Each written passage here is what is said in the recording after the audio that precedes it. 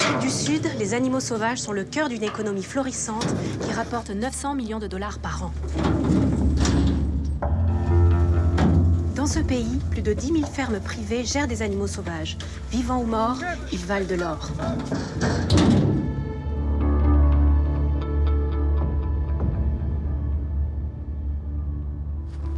Vendus, admirés, caressés, tués, mangés, empaillés, utilisés pour la médecine traditionnelle, ici, c'est culturel.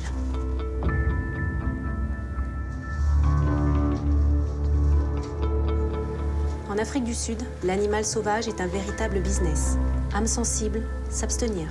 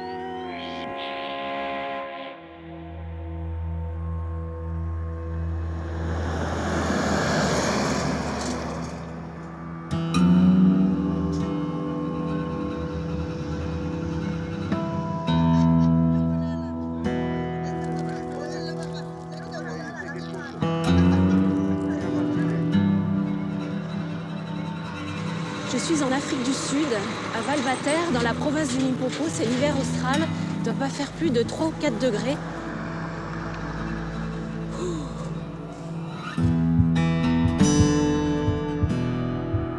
Je suis venue pour assister à une vente aux enchères d'espèces sauvages.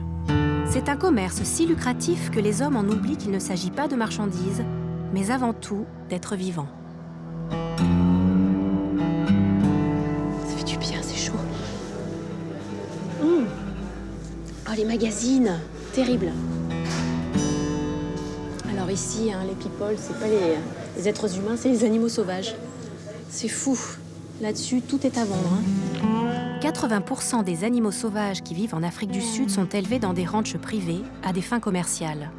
Espèces communes, rares ou menacées, chaque animal a un prix qui plane au-dessus de sa tête.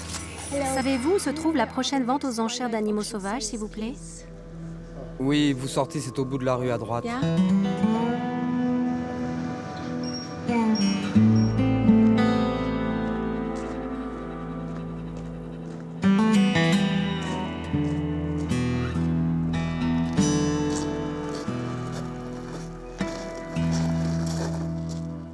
Est-ce qu'il y a des ventes aux enchères ici?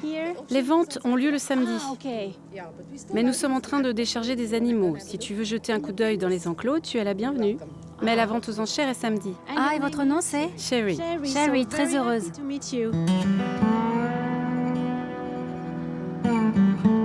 Des enclos sont aménagés spécialement pour recevoir des animaux en transit, destinés à la vente aux enchères. Qu'est-ce que vous faites? On est en train de marquer des gnous.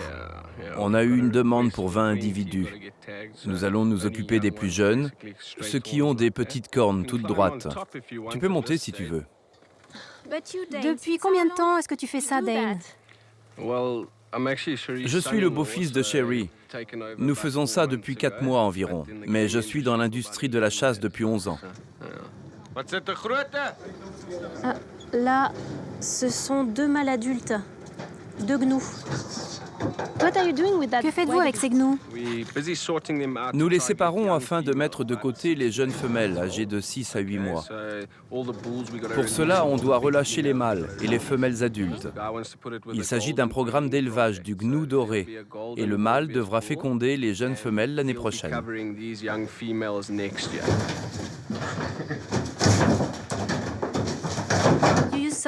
Tu utilises un calmant?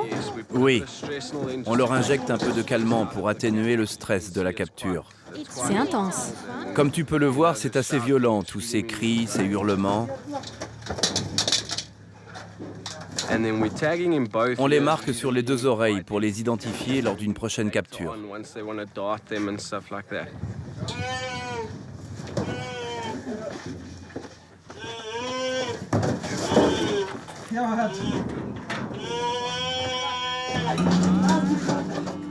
Ce gnou a une caractéristique unique, très recherchée auprès des éleveurs spécialisés et des chasseurs. En fait, sa couleur est dorée. Le prix d'un tel trophée de chasse peut atteindre 40 000 €.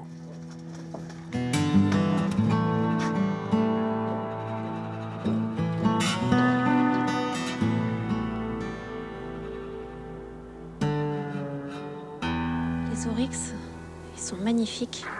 Ils font partie des trophées les plus recherchés et les plus chers sur les ventes aux enchères.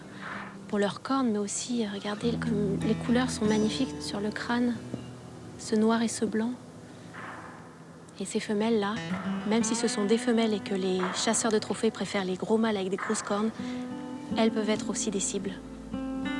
Alors ce ne sont pas leurs cornes qu'on voit, elles ne sont pas naturelles. On leur a rajouté des tubes noirs en plastique pour protéger les trophées et aussi éviter qu'elles se blessent.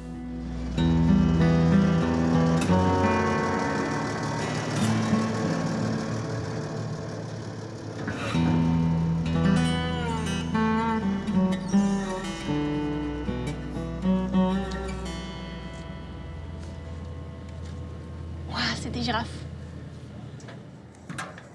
Que va-t-il se passer pour elles maintenant? On va les décharger. Il y a un mâle et 2 femelles par compartiment, donc 6 girafes au total. Il faut qu'on se dépêche de les décharger parce que celle du second compartiment va mettre bas. Donc on espère pouvoir la sauver rapidement. Vraiment? Maintenant? Tout de suite, oui. Voilà, je suis hyper stressée là. On sait qu'il y a quelque chose de grave qui peut se passer avec la femelle qui est en train de mettre bas en fait, là, tout de suite, en ce moment, dans le camion. Là, on voit vraiment que les équipes, elles sont vraiment c'est très technique, là, ce qu'on est en train de faire. Il faut vraiment être très précis dans les mouvements. Il y a un tel stress. C'est un animal qui est très sujet aux crises cardiaques, qui est très sensible, qui est normalement assez calme. Et alors, avec tout ce bruit, tout le bazar autour, plus le transport... Maintenant, on va ouvrir la porte. Ah, putain, c'est tout.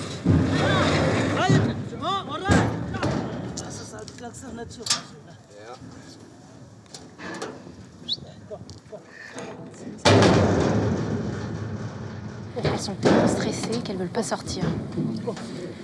C'est un petit coup d'électricité.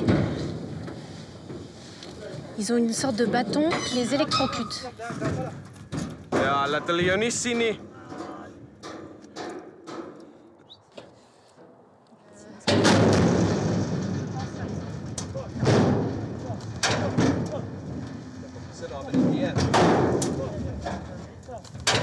sort, là.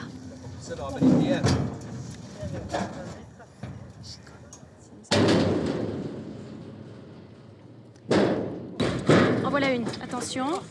Attention. Ah, ça y est. Parfait. Allez les filles. Oh là là, elle donne des grands coups de patte.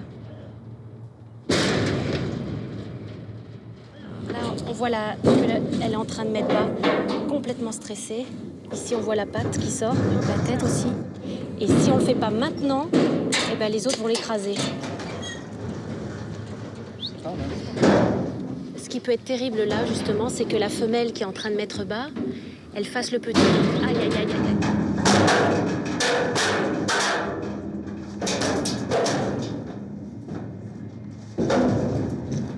Tu vois, ça c'est le sale côté du boulot. Oui, je comprends. Il n'y a pas grand-chose qu'on puisse faire, car une des girafes est tombée juste devant la porte. C'est certainement à cause du stress. Maintenant, les autres vont sûrement lui marcher dessus. Il faut faire vite, car le petit est en train de naître.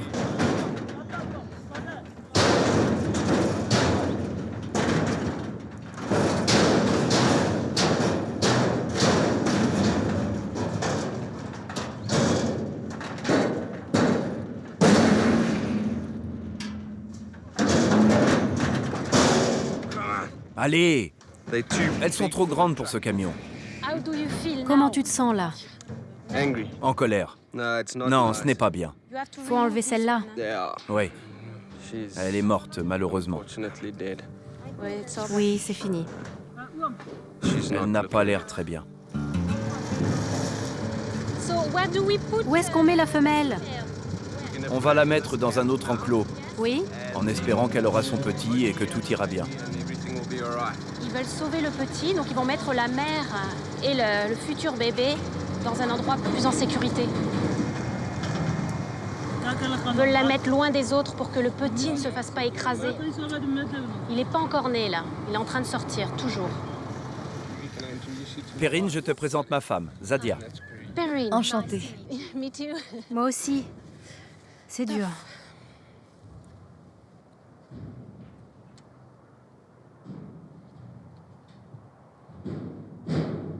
Ah, le petit ne va pas bien. La girafe vient juste de sortir. Elle va bien, mais le petit, il est mort, lui.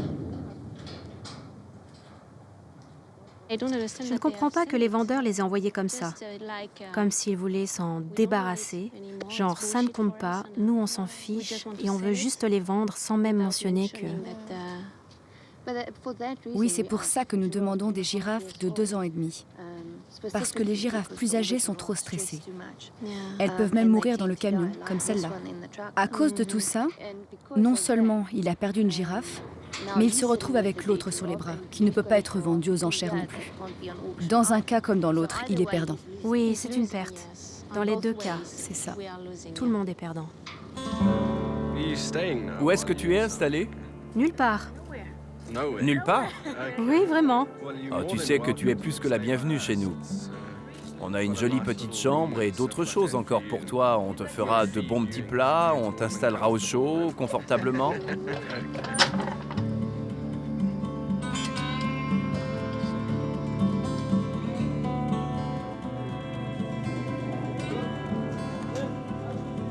L'élevage extensif de gibier a largement contribué à l'augmentation du nombre d'animaux sauvages en Afrique du Sud.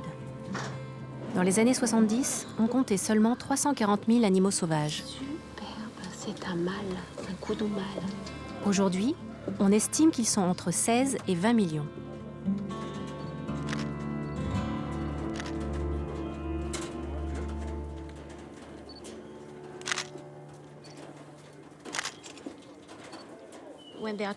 Quand il y a trop d'animaux dans une ferme, Tu es obligé de réduire le nombre. en les vendant aux enchères. Des fois, tu les vends à des gens sur le champ et les animaux montent dans les camions immédiatement. Mais la plupart des gars préfèrent les mettre aux enchères parce qu'ils en obtiennent de meilleurs prix. Ça, ce sont tous les animaux qu'il va y avoir pour la vente aux enchères sous forme de lot.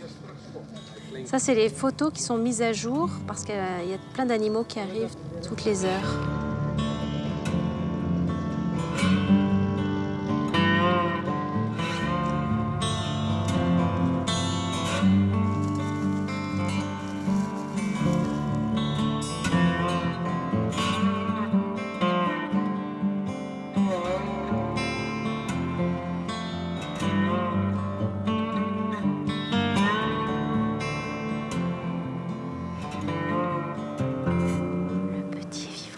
Girafon, je croyais qu'il était mort parce qu'il y avait des... Il saignait et on voyait qu'il était balancé par la femelle. Elle a couru partout, on l'a perdu. Et là, on vient de retrouver le petit. Il est vivant.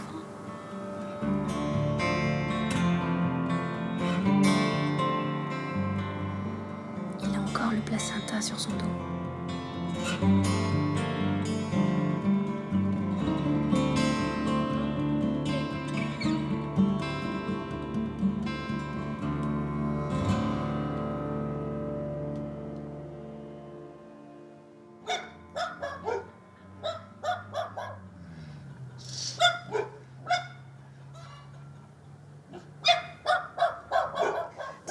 Aujourd'hui, c'est la journée la plus excitante.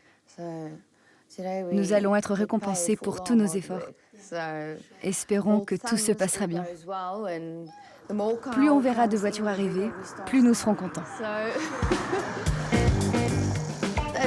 Tant que les gens viennent, c'est bon signe. Cela veut dire que les acheteurs sont là. Aujourd'hui, c'est le grand jour pour la vente aux enchères. Même si cela peut paraître bizarre, ici les animaux de boucherie sont des gnous, des zèbres, des koudous, des oryx et tant d'autres. Des acheteurs de tout le Limpopo viennent participer aux enchères pour alimenter leur ferme en gibier. Toutes les 2 semaines, entre 5 et 600 individus sont vendus pour la viande, mais aussi pour la chasse aux trophées. Cette affaire familiale est la plus importante société de vente de la région pour ce type de gibier. Quel est le poids de cette industrie en Afrique du Sud? C'est un marché énorme depuis que les animaux sont enfermés et que les gens doivent payer pour les chasser. Et puis, il y a le business de l'élevage des animaux sauvages. Tout cela représente des millions d'euros. La majeure partie étant consacrée à l'élevage.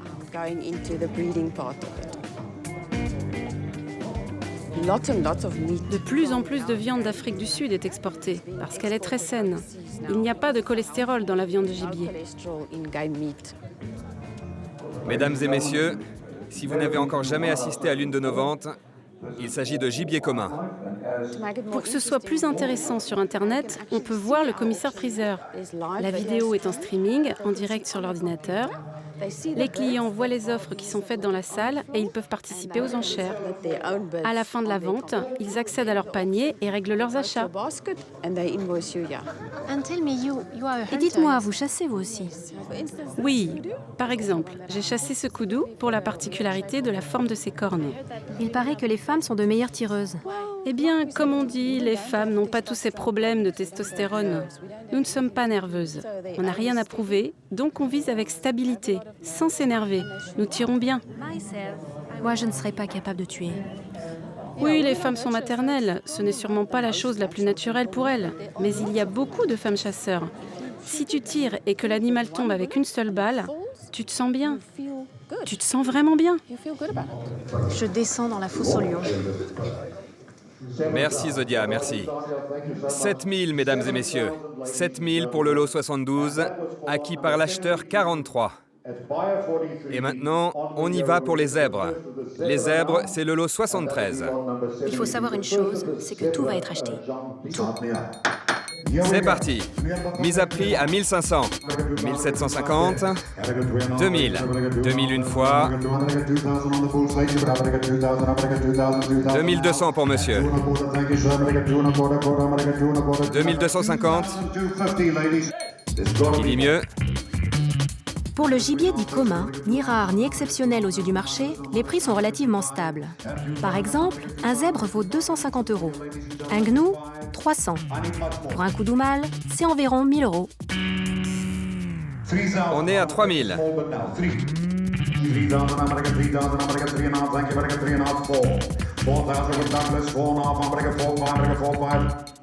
5, 4. Allez, adjugé à 4000. C'est dur. Je vois les photos des animaux qui sont vendus pour une poignée d'euros. On dirait des objets. Vous avez terminé, mesdames et messieurs? Vous en donnez seulement 5000? J'ai une enchère à 10 000 sur le net. 10 000 sur Internet contre vous.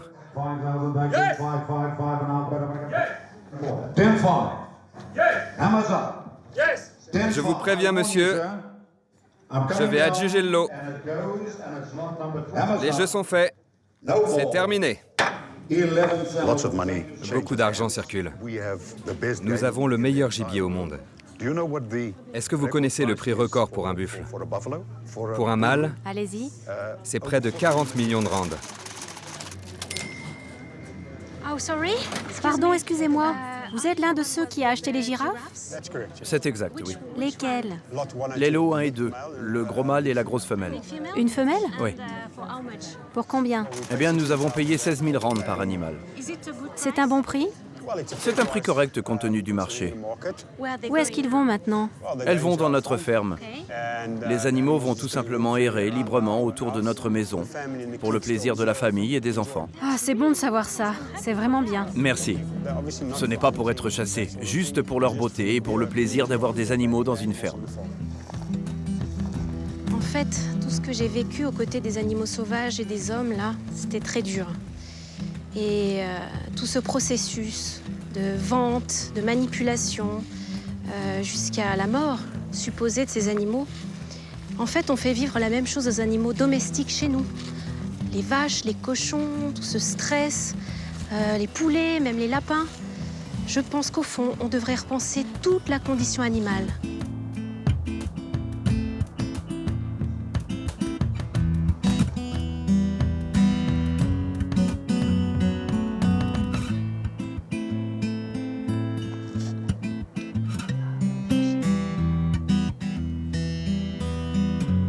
Le petit girafon et sa mère sont en sursis.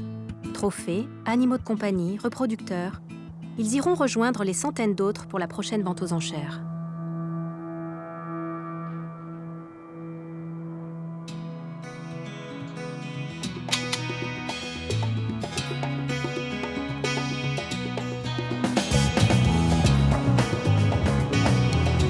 Je suis à Johannesburg pour rencontrer Linda Park qui fait partie de la campagne contre la chasse en boîte de conserve.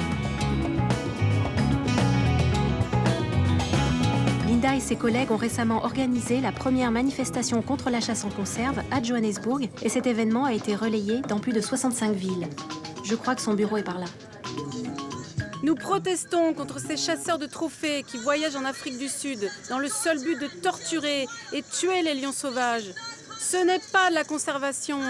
Je suis en colère contre les fermes de lions qui les élèvent dans le seul but d'offrir des cibles apprivoisées, prêtes à être torturées et abattues par des assassins sadiques.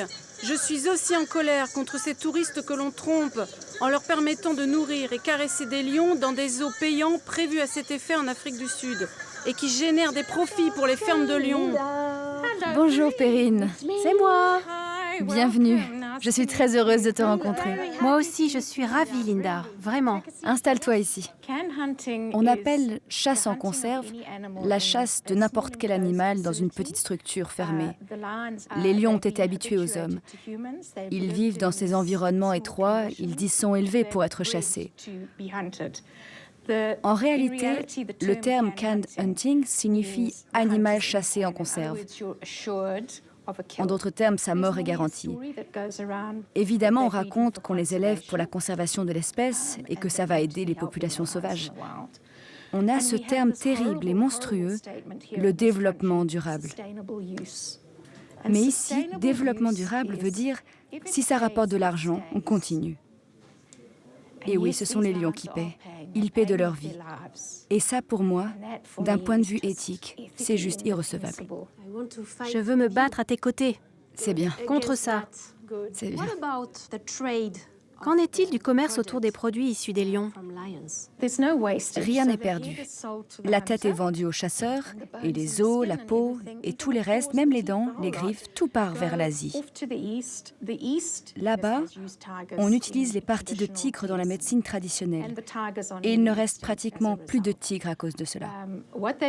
On a découvert qu'il y avait très peu de différences génétiques entre les tigres et les lions. Donc, à partir de ce constat, ces gars ont réfléchi et se sont dit « Banco, on va exporter des os de lion, ce qui est légal, et on va les vendre comme si c'était des os de tigre. Personne ne fera la différence. » Il y a donc de la fraude, et l'argent qui est gagné là-dessus est absolument phénoménal.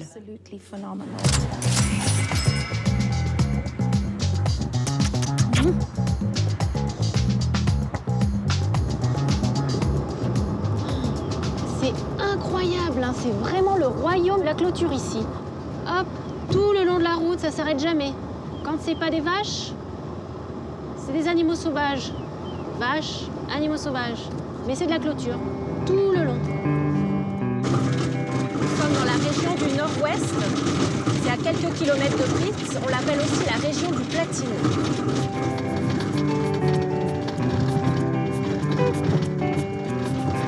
Merci beaucoup pour m'avoir prise en stop. C'était un plaisir.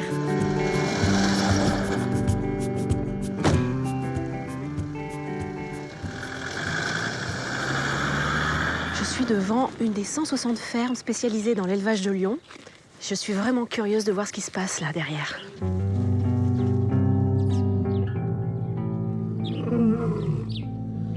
Voilà encore un aspect du commerce de la faune sauvage difficile à imaginer pour moi, plus habituée à voir des lions en liberté. Ça me donne vraiment l'impression d'une famille royale déchue, livrée en pâture aux hommes.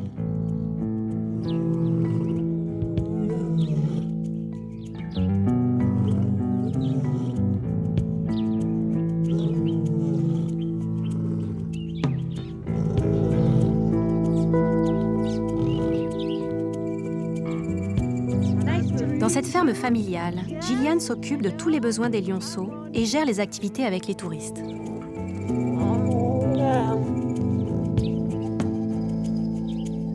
Cajoler et interagir quelques minutes avec des lionceaux a un prix.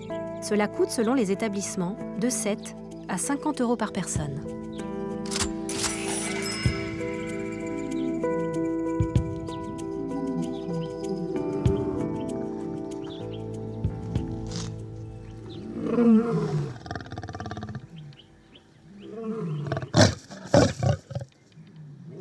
Il n'y a pas de législation au plan national sur la taille des enclos.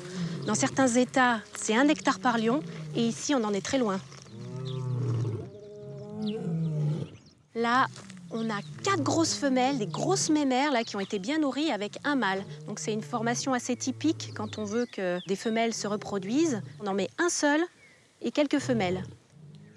Et en fait, chez les femelles, ce qui est intéressant, c'est qu'elles sont prêtes à la conception toute l'année. Mais là, vu qu'on est dans une ferme de reproduction, ils les enlèvent très vite pour les donner aux touristes et pour qu'ils les serrent très fort et qu'ils les aiment à la folie. Il n'y a plus de bébés, donc elles redeviennent disponibles pour le mâle pour refaire d'autres petits. C'est à la chaîne, en fait. C'est des reproductrices. Ok, Perrine, on se prépare à aller nourrir 4 lionceaux qui ont faim. We go? Ok, on y va? Allons nourrir les lions affamés. Vous avez combien de lions ici? Environ 100. Ah oui, c'est vraiment beaucoup. Oh non! Oh, mes pauvres bébés! Garde le bol bien haut pour qu'il ne saute pas dessus. Comme ça?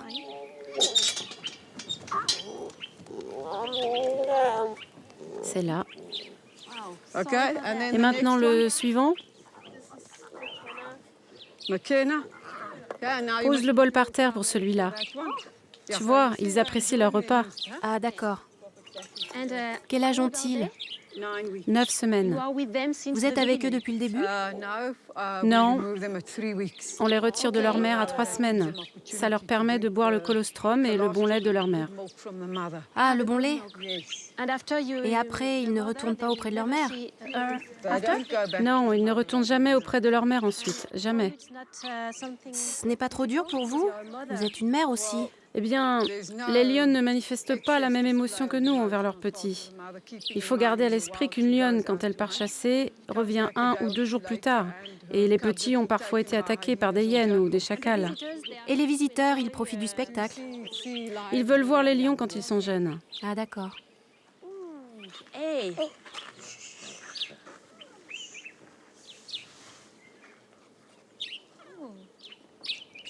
Qui n'a pas rêvé un jour d'avoir un bébé lion dans ses bras ou même chez soi? C'est sûr que c'est un rêve pour beaucoup de gens. Et ici, on peut venir pour quelques dollars et avoir la sensation d'avoir un petit lion dans ses bras, comme ça, qui est tout à nous, rien qu'à nous. Les touristes viennent passer environ 20 minutes ici, avec les plus jeunes. 20 minutes pour en profiter. Puis ils vont voir les lionceaux plus âgés pendant 20 minutes également. J'ai un petit secret, je vais le ramener et puis je vais le mettre dehors, in the wild. En fait, il n'a aucune chance de survie après. Hein. Une fois que les gens les touchent, après c'est fini. Ils ne peuvent plus retourner dans la nature, surtout sans leur mère.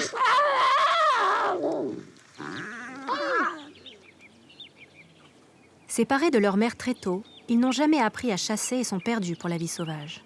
À l'âge de 2 ou 3 ans, ne craignant plus l'homme, ils deviennent alors dangereux pour les touristes, car leurs instincts de prédateurs se renforcent.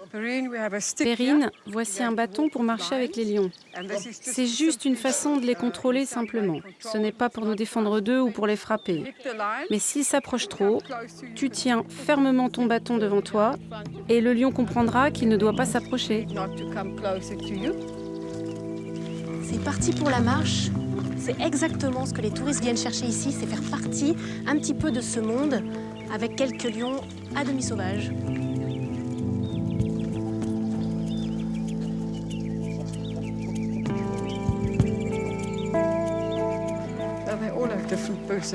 Ils ont tous des personnalités différentes.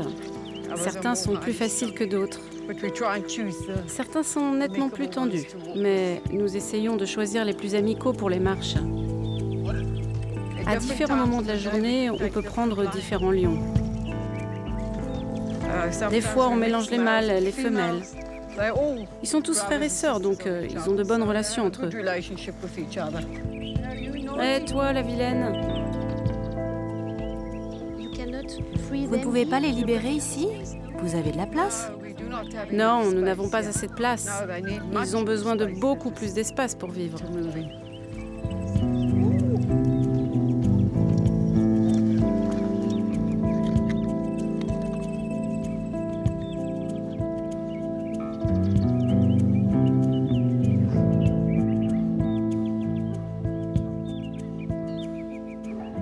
D'être là, moi j'ai vraiment le cœur qui bat parce que c'est un sentiment fou d'être au milieu de ces lions.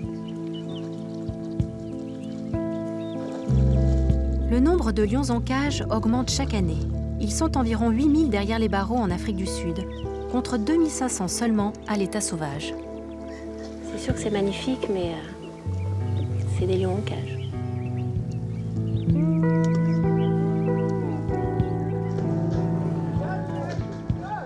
Si l'élevage de lions est effectivement légal en Afrique du Sud, un profond doute plane sur le devenir des milliers de lions adultes en captivité. Si je ne sais pas ce que vont devenir ceux avec qui j'ai marché, la grande majorité des lions élevés en ferme sera vendue à des zoos, des particuliers, mais surtout pour la chasse au trophée. Un trophée rapporte entre 9 000 et 30 000 euros. Une carcasse vendue pour la pharmacopée asiatique, 1 000 euros.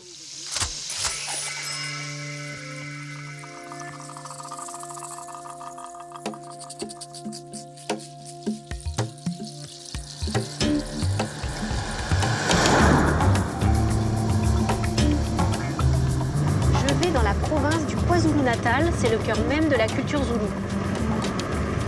Il n'y a pas qu'en Asie qu'on utilise des parties d'animaux sauvages pour la médecine traditionnelle, ça existe aussi dans la culture zoulou. Le gouvernement sud-africain tolère cette pratique même si on utilise des morceaux d'animaux qui sont parfois menacés. Pour plusieurs raisons, et la première c'est parce que c'est une tradition qui est ancrée depuis la nuit des temps dans la culture zoulou. Et puis aussi parce que ça génère pas mal d'argent au niveau de l'économie locale.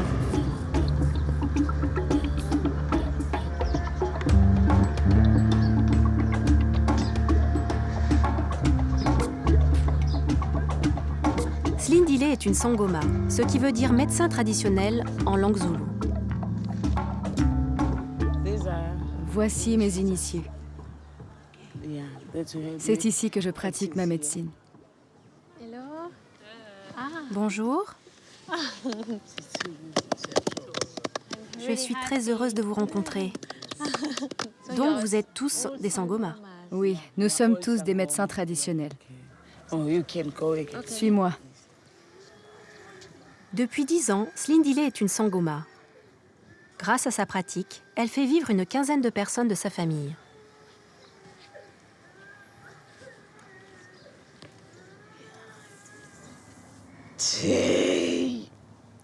Siyacela ke bogogo sithe ukuhambeni kwethu ke sathola omunye wethu wabamhlophe enza kuphathwe izandla zenu kungaphathwa yezethu ngikhuleka kumndeni ngikhuleka kumndana ngikhuleka kumnono thiyo bayede uyizolo uhamba noBhelini noBJ noDen thiyo. Je fais part à mes ancêtres de ta venue ici chez moi. Ok, c'est moi. Oui.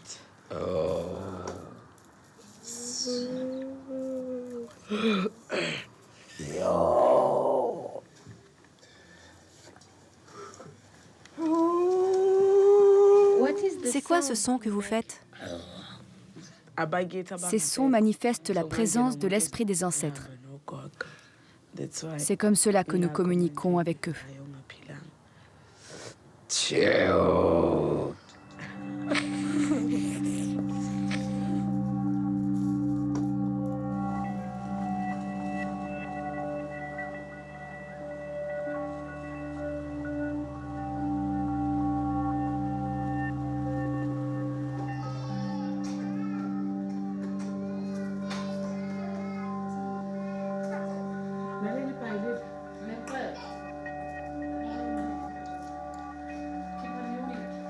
Perrine, si cette nuit tu rêves d'un python, alors tu pourras devenir une sangoma.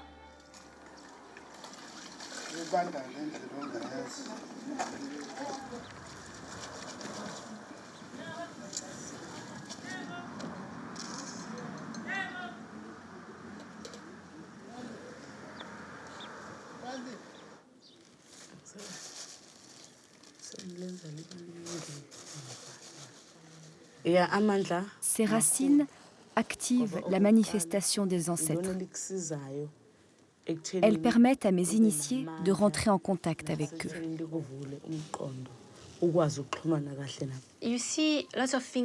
Tu vois que beaucoup de choses changent autour de toi. Il y a moins d'espace pour les animaux sauvages, moins d'animaux. Est-ce que c'est difficile pour toi de trouver des parties animales pour ta médecine?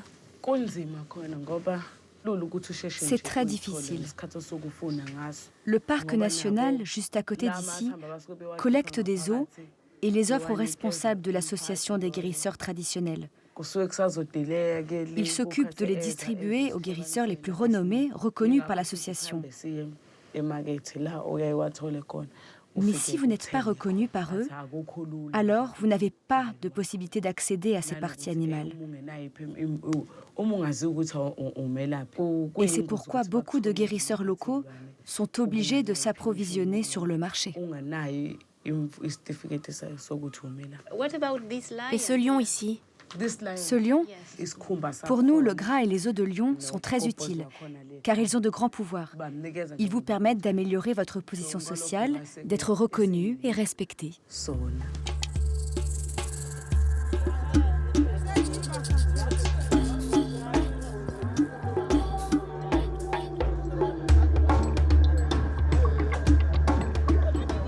Je suis dans le Mouti Market de Mona. Mouti veut dire médecine traditionnelle et c'est là que les Sangoma viennent s'approvisionner en ingrédients. Ça peut être des herbes, des écorces, des bulbes, un peu de tout, mais aussi des parties d'animaux.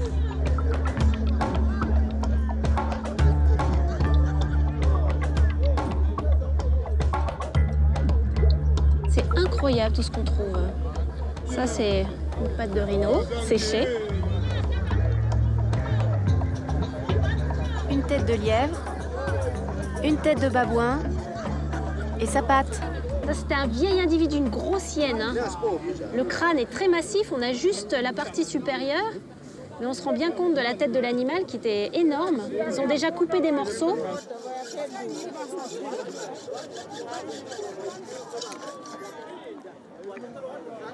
« 80% des Sud-Africains noirs consultent des médecins traditionnels.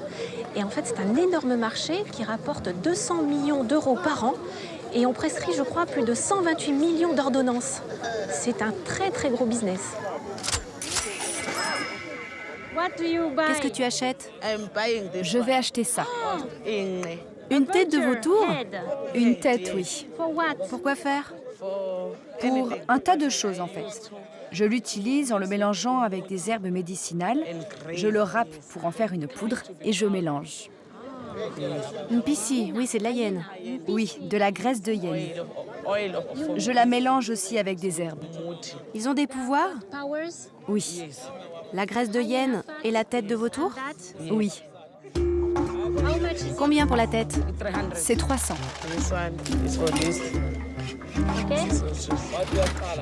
Et ça, 100.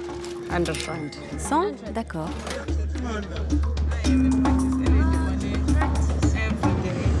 Il y en a beaucoup du vautour sur le marché? Non. Non, vraiment pas beaucoup. Il y a 9 espèces de vautours en Afrique du Sud, mais 7 sont menacées par les poteaux électriques, la persécution. On les empoisonne aussi. Ils sont rares dans le pays aujourd'hui. Tu t'en sers pour quoi en fait? Tu sais, comme il est très intelligent, je l'utilise pour soigner le cerveau. Je m'en sers pour aider les gens.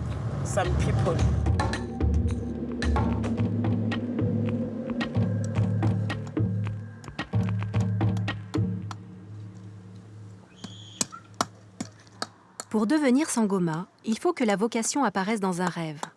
Par la suite, il faut 1 an pour acquérir les connaissances qui permettront de pratiquer auprès des patients.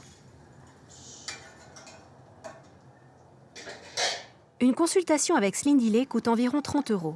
Pour les populations locales, cela représente une fortune.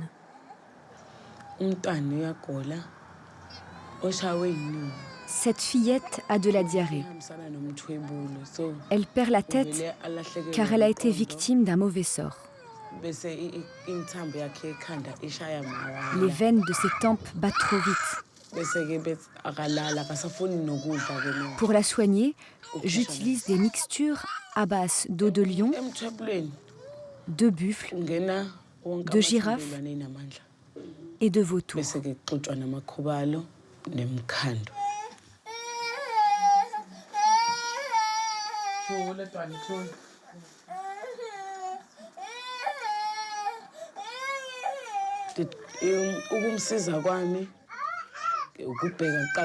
Si elle n'était pas venue à temps, nous aurions pu la perdre à cause de la force de ce mauvais sort.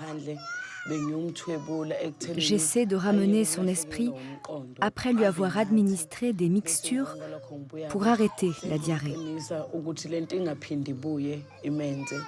Ces incisions ont pour but de la renforcer et d'éloigner cet envoûtement.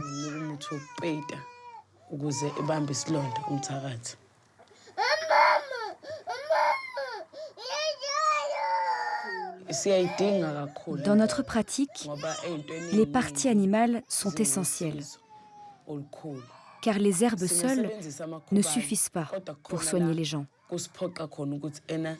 Sans ces parties animales, notre travail n'est pas assez efficace. Il est beaucoup moins puissant. Et comment vas-tu faire pour soigner les gens s'il n'y a plus d'animaux sauvages? Nous essayons d'éduquer notre communauté, notamment sur le marché. Nous leur conseillons de ne pas tuer plus d'animaux qu'il n'en faut. Il faut n'en tuer qu'un seul et l'utiliser jusqu'au bout, et avec parcimonie. Ce n'est que lorsqu'il ne reste plus rien sur cet animal qu'ils peuvent en tuer un autre, plutôt que d'en abattre plusieurs qui ne serviront à rien à un moment donné. Merci, Slindile. Merci à toi aussi.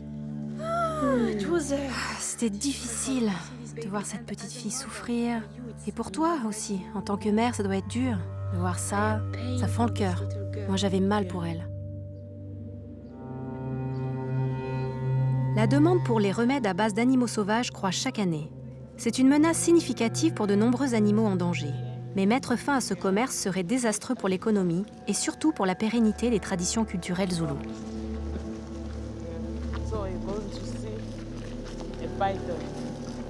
Et ça là-bas, c'est la réserve? Oui, c'est ça la réserve d'Umfolozi. C'est vaste.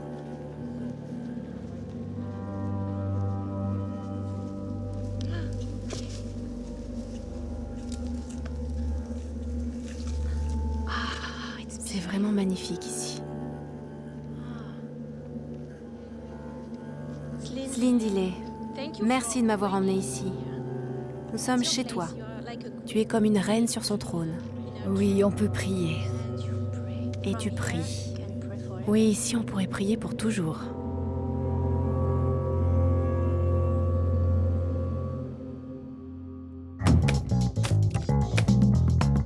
Direction le sud du KwaZulu-Natal, dans une réserve où des gardes du corps sont spécialement entraînés pour surveiller une des espèces les plus menacées au monde par le braconnage, le rhinocéros.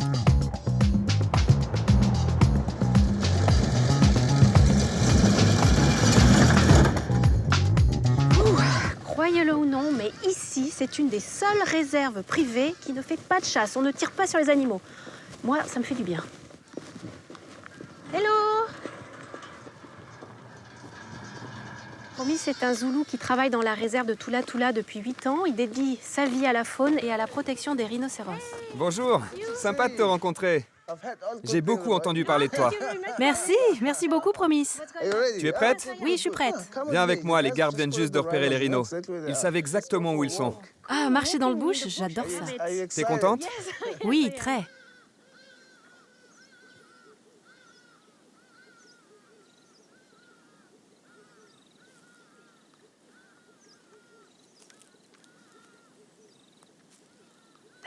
Ils sont tout près. Ils s'appellent Tsabo et Tombi. Ce sont les deux seuls rhinos de Tula Tula. Ils nous sont très précieux. Nous avons des gardes qui les surveillent jour et nuit pour les protéger contre le braconnage. Nous en perdons jour après jour. en Afrique du Sud. Oui. Toutes les 9 heures, il y a un rhino qui disparaît ici, victime du braconnage. Alors on a bien réfléchi et on a décidé d'investir tout ce que nous avions pour les protéger jour et nuit. Nous avons 2 gardes du corps qui les suivent à chaque seconde du jour et de la nuit. Ça fait donc 8 gardes qui se relaient à leur côté sans arrêt. C'est un des gardes qui surveille les rhinos jour et nuit. Nous évitons de divulguer toute information concernant ces hommes, comme montrer leur visage par exemple. Ils font un travail incroyable. Ils sont devenus les ennemis des braconniers. Comment devient-on garde du corps de rhino? J'adore les rhinos et aussi tous les animaux en général. J'ai horreur de voir des animaux torturés. C'est pourquoi je veux consacrer tout mon temps pour les protéger. Avez-vous été entraîné pour ça? Oui, je suis entraîné. C'est un métier très dangereux, mais je suis prêt à faire face à toutes les situations. Je veux m'assurer que mes enfants et mes petits-enfants puissent voir des rhinos avant qu'ils ne disparaissent. Je sais que c'est une guerre, tout peut arriver, mais je suis prêt à mourir pour cela, n'importe quand. Il faut que j'y retourne, les rhinos ont bougé. D'accord, prenez bien soin de vous. Oui, je vais essayer. Merci, au revoir. Bye, thank you. Mais combien ça coûte tout ça? C'est très très cher. Il faut compter 600 000 rands par an, juste pour la sécurité. Mais qu'en est-il du prix de la corne? En fait, il y a plusieurs prix. Celui des braconniers n'est pas élevé. Mais lorsqu'on arrive au bout de la chaîne, cela atteint 650 000 rands le kilo. Partout où tu vois des excréments frais, tu sais que les rhinos ne sont pas loin. Ah oui, il y en a ici. Regarde. C'est une crotte, mais elle n'est pas très fraîche. Regarde dedans. Oui. Ici, on voit bien que ces rhinos ne mangent que de l'herbe. Oui, Les rhinos blancs. C'est bon? c'est une femelle. Si c'est un mâle, c'est plus amer. Prends-en une fraîche, s'il te plaît. C'est meilleur. Promis, j'ai vu comment ils font. Ils font caca. Après, ils le dispersent doucement, comme ça, pour les disperser. Oui, c'est parce que les mâles ont des glandes qui sécrètent des phéromones. Chaque mâle a une odeur spécifique. C'est dans leur sang, c'est leur instinct. Ils doivent marquer leur territoire. Mais malheureusement, cela les expose aux braconniers. Oui, tu as raison. Quand les braconniers arrivent, ils voient des crottes fraîches. Évidemment. Et là, Ils savent quand ils sont proches. c'est ça, ils savent qu'ils sont pas loin. Tula tula baba tula sana Tulu babu zobuya eguseni Tula tula baba tula sana Tulu babu zobuya eguseni Tu sais, il y a une chose qui nous a beaucoup aidés. Les premières personnes qui sont concernées et qui ont des informations sur les braconniers, ce sont les communautés. On a donc travaillé avec le chef des communautés et on leur a cédé 50% de la propriété des rhinos. Ah, vraiment? Eh bien, tu vois, c'est une question de mentalité. Et par exemple, tu ne vas pas voler cette chemise, puisqu'elle t'appartient. Oui, je vois. Ces rhinos sont les leurs. Tu sais, ça me fait tellement plaisir d'entendre ça. Surtout pour terminer ce voyage. Ça fait du bien. J'en avais vraiment besoin. La devise de Promis, c'est transformer un braconnier en protecteur de la faune. Pour cela, il intervient dans toutes les écoles de la région. Vous savez, ici, en Afrique du Sud, nous avons de la chance. Car nous sommes connectés au monde grâce aux réseaux sociaux. Facebook, Instagram, Viber. Ce n'est pas ce qui manque. Vous pouvez diffuser des messages partout. Arrêtez de massacrer les rhinos. Ça a l'air de rien, mais au bout du compte, ça porte. Vous pouvez utiliser tous vos moyens personnels, des moyens artistiques aussi, comme par exemple la sculpture sur bois. Vous pouvez sculpter une branche en forme de rhino. Il y a des musiciens aussi parmi vous. Par exemple, ce jeune homme ici est guitariste. Vous pouvez utiliser la musique pour faire passer les messages. Perrine va retourner en France et dire à tout le monde d'arrêter de torturer les animaux. Et pas seulement les animaux sauvages, même une chèvre à la maison. Arrêtez de les frapper, protégez-les. Il faut bien commencer quelque part, même avec vos poules. Allez, merci. Merci. Vous venez avec moi?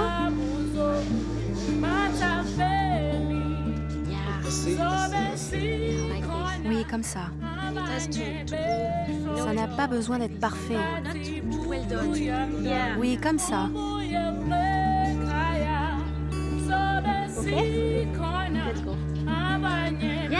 Oui, c'est parfait.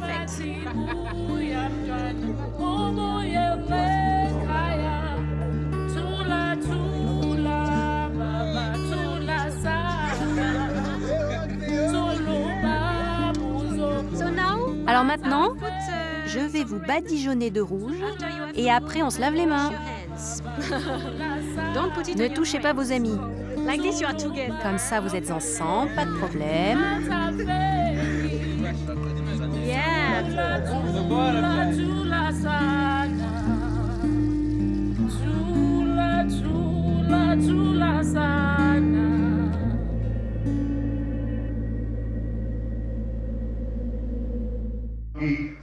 Et si j'étais à vendre?